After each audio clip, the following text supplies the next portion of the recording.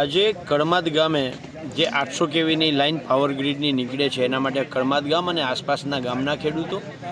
એવી જ રીતે અમે અગાઉ જે 765 કેવીની લાઈનો મોરબી જિલ્લામાંથી નીકળે છે, માળિયા હોય, મોરબી હોય, આ બાજુ જામનગર હોય, બધાય અત્યારે પહેલો અમારો પ્રયત્ન એ છે કે આના 1885 ટેલિગ્રાફ એક્ટ શું છે, 2003નો ઇલેક્ટ્રિસિટી એક્ટ શું છે, 2013નો જમીન સંપાદનનો કાયદો શું છે,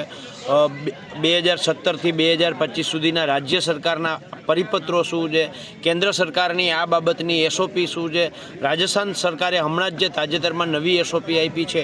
એ શું છે, આમાં કેરેલા સરકારનો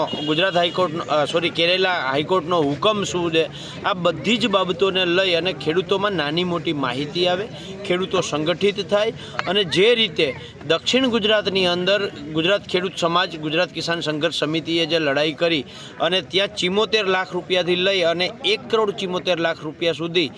765 કેવીમાં જે જયેશભાઈ પટેલે વળતર અપાવડાવ્યું છે